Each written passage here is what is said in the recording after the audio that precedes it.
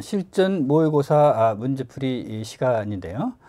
부동산 공법은 이제 우리 2차 과목으로서 41번부터 80번까지 이제 출제가 되죠. 그래서 40문제가 출제가 되는데요. 제가 풀어볼 것은 이제 40문제 중에서 우리 15문제 정도를 엄선해서 이해가 요구가 되고 그 다음에 중요한 것들을 위주로 해서 풀어보도록 하죠. 그럼 이제 국토계획법 문제를 풀어보는데요. 국토계획법은 이제 12문제가 출제가 되는 것이죠. 그래서 문제를 보시면 국토계획법론상 도시, 군 관리계획에 관한 설명으로 틀린 건 이렇게 얘기했네요.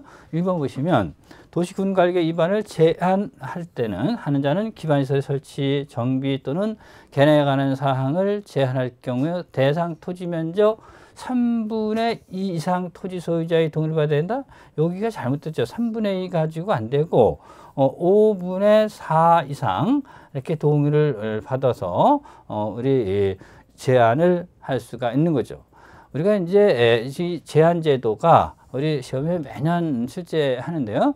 우리 제한할 수 있는 것도 이제 여기 있는 것처럼 기반시설 설치, 정비, 개량하는 사항도 제한할 수 있고, 우리 이제 개발진흥지구, 그 중에서도 산업유통개발진흥지구를 지정 또는 변경하는 사항이라든가, 아니면은 우리 지구단위 계획구역, 지구단위 계획에 관한 사항들, 이런 것들을 이제 제한을 할 수가 있는 거죠.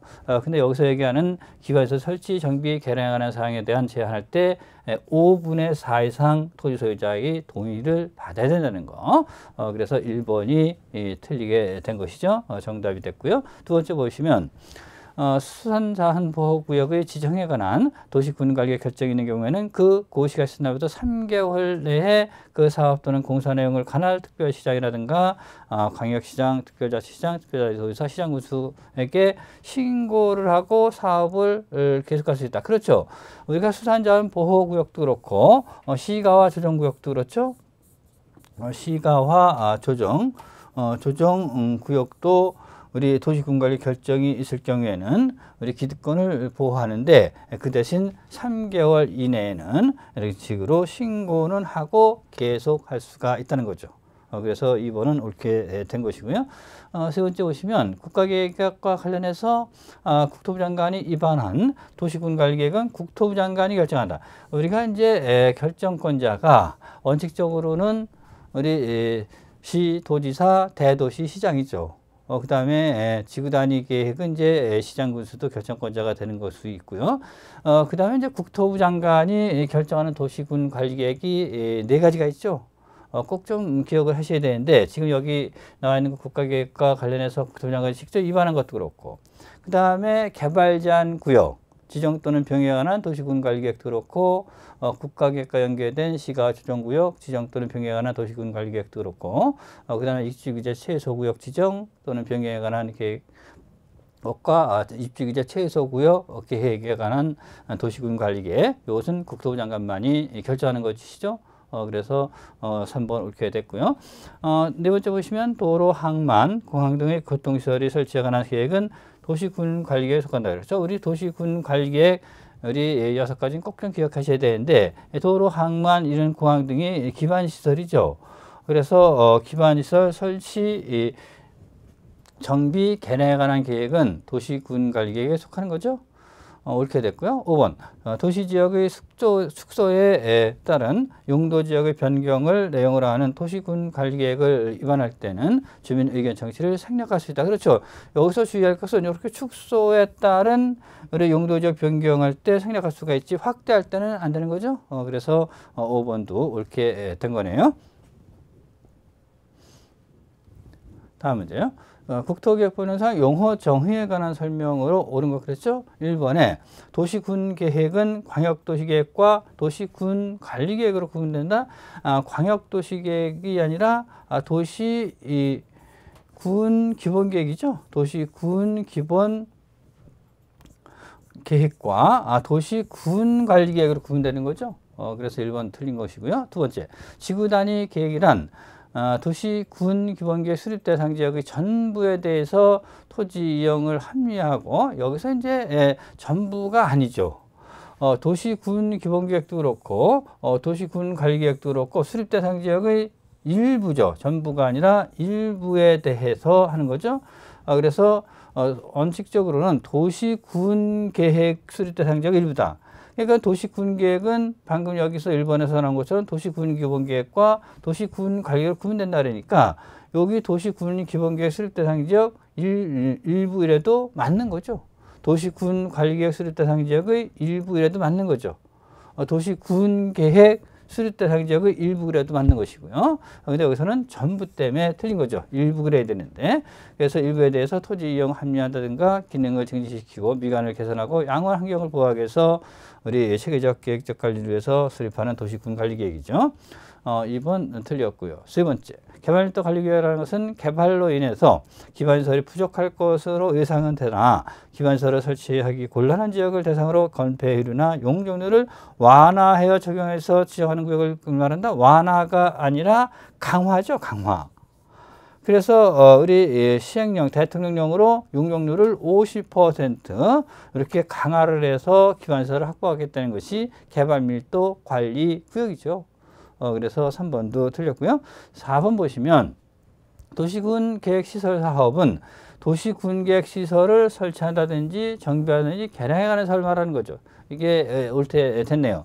여러분들이 이제 유념할 것은 우리 도시군 계획시설이라는 것은 기반시설 중에서 도시군 관리계획으로 결정된 시설을 우리는 도시군계획시설 이렇게 얘기하는 거죠.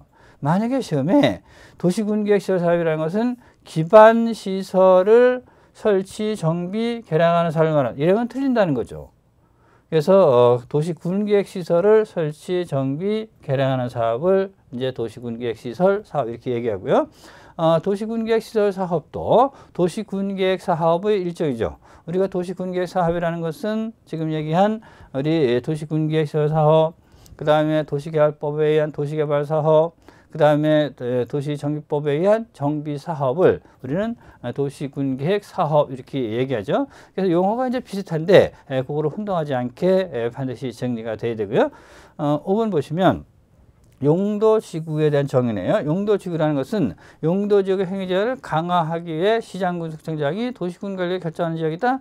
여기서 이제 우리가 도시군관리의 결정권자가 우리 구청장 군수는 될 수가 없죠. 우리 시장은 대도시장은 이제 결정권자가 되지만 그래서 여기도 틀렸지만은 우리가 이제 강화뿐만 아니라 용도지구라는 것은 우리 토지용이라든지 건축물 용도 제한 아니면 건폐 용적률을 강화 또는 완화해서 용도 지역을 보완하는 거죠. 그래서 용도지구의 기능을 향상시킨다든지 경관이라든지 이런 걸 보완하기 위해서 도시군 관리계획으로 결정하는 지역을 우리는 용도지역이라고 하는데 그래서 용도지역은 중복지정이 가능하다 그랬죠. 그 다음에 도시군 관리계획 결정권자는 원칙적으로 시도지사 그 다음에 대도시 시장이고 그리고 국토부 장관도 이제 결정권자가 되는 거죠. 그래서 여기서는 하여튼 우리 이런 시장 군수가 결정권자가 아니기 때문에도 틀렸고 강화뿐만이 아니라 그래서 부족한 거니까 하여튼 5번도 틀리게 된 거죠. 그래서 여러분들은 용도 지역이라든가 용도 지구, 용도 구역에 대한 용어 정의도 정확하게 이해가 돼 있어야 되죠. 그래서 매년 우리 국토계획법에서 용어 정의에 관한 문제가 한 문제 정도는 꼭 나오니까 꼭 좀 기억을 해 주시고요. 다음 문제요. 국토계획법에서 도시군계획시설의 매수 결정을 통지한 날로부터 2년이 지날 때까지 해당 토지를 매수하지 않은 경우 매수 청구를 한 토지 소유자가 개발행위 허가를 받아가지고 건축할 수 있는 건축물은 이렇게 했죠. 단조례는 고려 대상에서 제한 그랬는데요. 그러니까는 2년 이내에 매수를 해야 되는데 지연시켰다는 거죠. 아니면 우리가 6개월 이내에 매수 여부를 통지하기로 했는데 거부할 때도 마찬가지죠. 거부할 때나 제한할 때는 개발행위 허가를 받아가지고 3층 이하의 단독주택, 그 다음에 3층 이하의 제1종 근생, 그 다음에 2종 근생도 해당되는데 2종 근생 중에서는 우리 단란주점이라든가 아니면은 노래연습장, 안마시설소, 다중생활시설은 우리 이제 이종 중에서도 우리 설치할 수가 없게 되고요. 그 다음에 이제 공작물을 설치할 수 있는 거죠. 그러면 여기서 이제 업무시설은 2층이라도 설치할 수가 없는 거죠. 그 다음에 우리 3층의 일반시설, 요 일반 음식점이 제2종 근생이죠. 제2종 근생이기 때문에 우리 요거는 3층 이하가 되니까 우리 설치할 수 있는 거죠. 그래서 2번이 정답이 일단 됐고, 그 다음 노래연습장은 2종 근생이지만 3층에도 해당이 되지만 우리가 방금 설명드렸듯이 노래연습장이라든가 2종 근생 중에서 여기 나와 있는 다중생활시설, 그 다음에 안마시술소 이런 것들은 우리 설치할 수가 없다 그랬죠. 단련전도 마찬가지고 설치할 수가 없는 거죠. 이전 근생인데도 불구하고. 그래서 안 되고.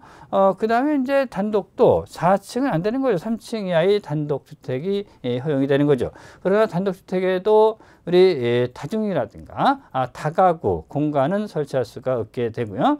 그래서 이와 같은 문제가 우리 여러 번 출제가 됐었기 때문에 반드시 우리 이렇게 거부나 지연 시에 설치할 수 있는 거 꼭 좀 기억을 해 주시고요. 다음 문제요. 국토개혁본에서 용도지역, 용도지구, 용도구역 안에서 행위제한에 대한 설명 중 옳은 것 그랬죠? 1번 보시면 도시지역이 세부 용도지역으로 지정되지 아니한 경우 그에 대한 건축 제한은 보전 녹지지에 관한 규정을 적용한다. 그렇죠. 우리가 도시지역이 이제 16으로 세분할 수가 있는데 그 중에서 행위제한이 가장 엄격한 것이 이제 보전 녹지에 관한 것이죠. 그래서 건축 제한이라든지 건폐 용적률에 관한 규정을 이제 보전 녹지 지역에 관한 규정을 적용하는 거죠. 옳게 된 거죠. 그래서 옳은 것은 했으니까 일단 정답이 됐고, 만약에 우리 관리 지역이 세분되지 않으면 이제 보전 관리 지역에 관한 규정을 적용하게 되고, 용도 지역이 없다. 도시 지역, 관리 지역, 농림지역, 자연환경 보전지역이 지정이 없을 때는 이제 그중 가장 엄격한 자연환경 보전지역에 관한 건축 제한이라든가 건폐 용적률에 관한 규정을 적용하는 거죠. 그래서 1번이 옳게 됐고요. 두 번째, 고도지구에서는 도시계획위원회의 자문을 거쳐서 당의 고도지구에 정한 높이를 초과하는 건축물을 건축할 수 있다. 여기서 도시계획위원회 자문이 아니라 도시군 관리계획이죠. 도시군 관리 계획, 계획으로 정하는 높이를 초과할 수 없는 거죠. 그래서 틀렸고. 세 번째, 면적이 900제곱미터 하나의 대지가 400제곱미터는 자연녹지지역, 그 다음에 500제곱미터는 준공업지역에 걸쳐 있을 경우 당의 대지에 대해서는 준공업지역 건축물 및 대지에 관한 규정이 되겠다. 우리가 녹지지역에 이렇게 걸쳐 있을 때는요, 각각을 적용하는 거죠. 각각을. 그래서 3번도 틀리게 됐고요. 그 다음에 우리 4번 보면 자연취락지구 안에서는 도시군계획조례로 18층 이하의 아파트 건축을 허용할 수 있다. 우리가 자연취락지구는 4층 이하에 하나 들어되어 있죠. 4층 이하에. 그러니까는 우리 아파트도 설치할 수가 없죠. 우리가 아파트라는 것은 주택으로 쓰는 층수가 5개층 이상의 주택을 얘기하기 때문에 우리 아파트는 설치할 수도 없지만은 여기서 또 18층도 틀린 거죠. 4층 이하의 하나니까요. 5번 보시면 도시군계획조례 개정에 의해 기존 건축물이 용적률 기준에 부적합하게 된 경우에는 건축법령 상의 재축을 할 수가 없다. 우리가 증축이라든가 이 재축은 할 수가 있는 거죠. 없는 게 아니라. 그래서 5번도 틀리게 된 내용이 되는 거네요.